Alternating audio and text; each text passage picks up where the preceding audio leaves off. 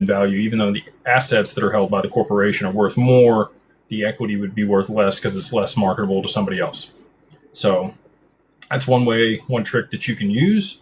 But if you have less than that amount, you're going to be fine. Unless some of these people with the administrative repricing are correct and it goes straight to 10,000, which again, champagne problems. If that's the way that it goes, I don't think that's the way it's going to go. Would love to be wrong. Just let me say that. I would love to be wrong about that. However, I think we're probably in for a pit stop around 100, and then maybe a couple thousand once they get things to scale. So again, not financial advice. These are my opinions. Don't make any financial choices based on what I'm saying here. Take it with a grain of salt. Watch a bunch of other people. Blockchain backer thinks it's going to 10 to 13 bucks. That's kind of his high end for this cycle. So that's also been the high end for the cycle for the past 7 years, and we still haven't got there. So anyway, we'll see who ends up being right. But if you got 10,000 or less, you're probably okay to just hang out for a little while, and you will have plenty of time to set things up on the other side.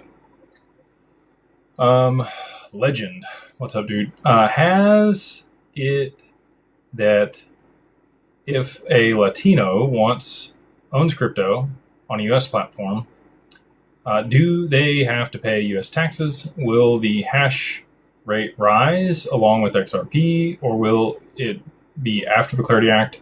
Will the famous reverse carry trade happen on Sunday, the 21st? I don't know when it's going to happen. I think it kind of has to happen in the middle of the week. Could happen Sunday night. I've talked about that before. They're going to have to act pretty quickly when that occurs in order to move things around and dig us out of the hole, because it's going to be a credit crisis when that takes place. I do think that they're going to have to roll the BlackRock ETF pretty quickly. When that happens, Evernorth will have to go live. There'll be a lot of people driving demand very quickly into XRP. So if it happened in the middle of the week, then, they could do that very quickly. If it happens on a Sunday, they would have to do it on the Monday.